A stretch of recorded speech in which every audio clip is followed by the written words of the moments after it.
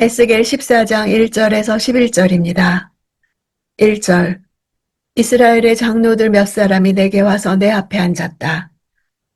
그들은 포로 공동체를 대표하는 모든 장로들의 대표로서 에스겔 선지자 앞에 와서 여호와의 뜻을 물었을 것입니다. 그때는 많은 거짓 선지자들이 마게언이 희망에 찬 예언을 했던 것과 달리 유다 왕국이 바벨론의 압박에 의해 풍전등화의 위기에 처해 있었습니다. 따라서 거짓 선지자들의 거짓 예언과 정반대로 흘러가는 고국의 정세로 인해 혼란에 빠진 포로 공동체의 장로들은 대표단을 선지자 에스겔에게 파송해 여호와의 뜻이 무엇인지를 알고자 했을 것입니다. 3절. 사람아, 이 사람들은 자신들의 마음에 우상을 세우고 자신들을 죄에 빠뜨리는 걸림돌을 앞에 두었다. 그런데 내가 그들의 질문에 응해야겠느냐? 이 사람들이란 표현은 어원을 볼 때 경멸의 의미가 내포되어 있습니다. 마음에 우상을 세웠다는 것은 마치 우상을 단 위에 우뚝 세우는 것처럼 자신의 마음속에 견고하게 세워두었다는 것을 뜻합니다. 그들은 과거 유다에서 우상을 섬기다 하나님의 심판을 받아 나라를 잃고 바벨론으로 유배되어 온 자들이었는데 과거 실패한 역사를 통해 교훈을 얻지 못한 것입니다. 죄에 빠뜨리는 걸림돌이란 우상들이 사실상 그들로 하여금 복을 누리게 하는 존재가 아니라 오히려 그들의 삶을 실패와 좌절과 넘어짐으로 몰아넣는 걸림돌임을 보여줍니다. 그들의 질문에 응하지 않는다는 것은 그들이 하나님의 진리를 알아도 강팍하여 순종하지 않을 것을 이미 아셨기 때문입니다. 4절. 그러므로 그들에게 선포하여 말하여라. 주 여호와가 이렇게 말한다. 자기 마음에 자기의 우상을 세우고 자신을 죄에 빠뜨리는 걸림돌을 자기 앞에 두고서 예언자에게 오는 사람은 이스라엘 족속 어느 누구에게라도 여호와가 그 많은 우상의 대가를 지불할 것이다. 당시 에스겔을 찾아온 장로들뿐 아니라 일반 이스라엘 자손들까지도 그들의 삶 자체를 무너뜨리도록 원인을 제공한 각종 우상들을 마음속에 모시고 살았습니다. 그러면서도 그들은 선지자에게 찾아가 여호와의 뜻을 묻는 앞뒤가 맞지 않는 이중적 행태를 보였고 마음을 감찰하시는 여호와께서는 그들의 그러한 이중적인 면모를 결코 간과하지 않으시고 책망을 하신 것입니다. 대가를 지불한다는 것은 우상을 신뢰하는 그들의 소행대로 판단해 줄 것이라는 뜻입니다. 5절. 우상으로 인해 그들이 내게서 떠나버렸으니 이제는 내가 모든 이스라엘 족속의 마음을 붙잡으려는 것이다. 당시 고대 근동 사람들은 그들이 섬기는 신들은 자신에게 분향하기만 하면 그 섬기는 자가 다른 신을 섬기는 것을 괴념치 않는다고 믿었습니다. 그러나 하나님께서는 자기 언약 백성으로 다른 신을 섬기지 말 것을 가장 첫째 계명으로 명하셨고 다른 신에게 제물 드리는 자를 영적 간음으로 규정하시며 심판하십니다.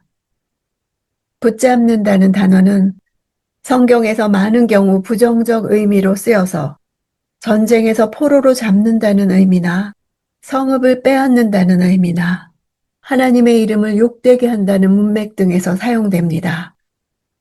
본문도 심판의 문맥에서 사용되었으므로 우상 숭배로 인해 여호와를 배반했던 이스라엘 백성들의 마음 때문에 여호와께서 이스라엘을 포로로 잡는다는 의미로 쓰였습니다. 6절. 그러므로 이스라엘 족속에게 말하여라. 주 여호와가 이렇게 말한다. 회개하라.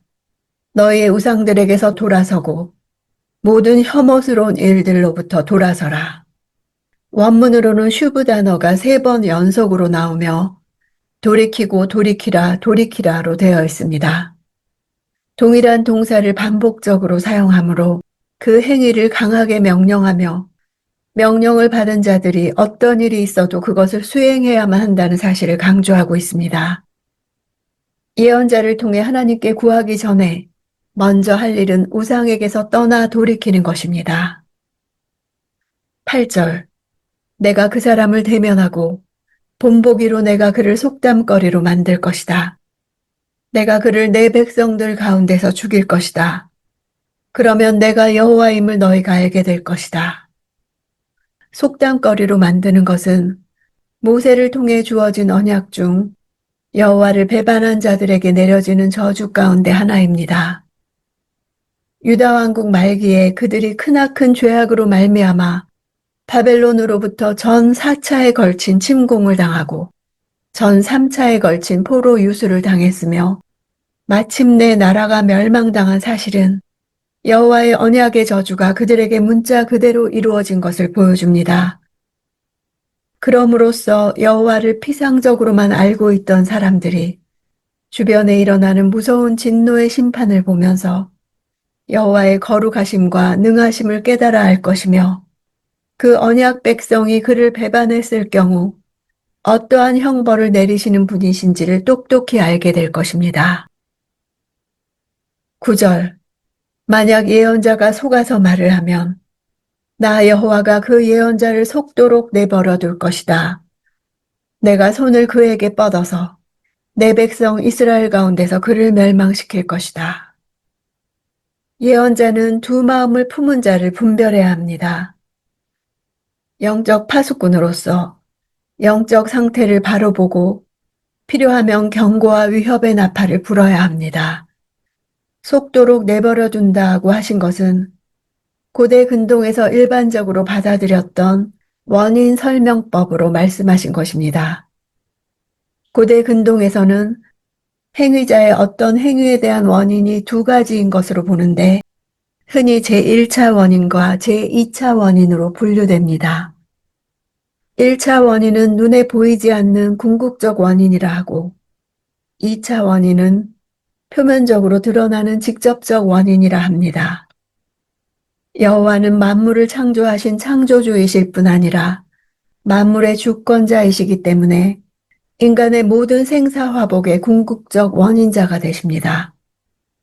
그러나 여호와께서는 인간사에 직접적으로 관여하시기보다 인간 자신들의 결정을 통해 간접적으로 관여하십니다. 하나님께서 예언자가 속도록 내버려 두신다는 것은 근본적 원인자이신 여호와를 부각시킨 것입니다.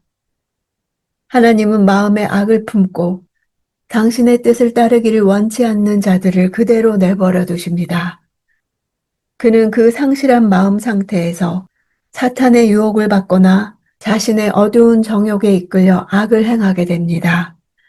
이를 악한 자들에게 내리시는 유기의 형벌이라고 합니다. 10절.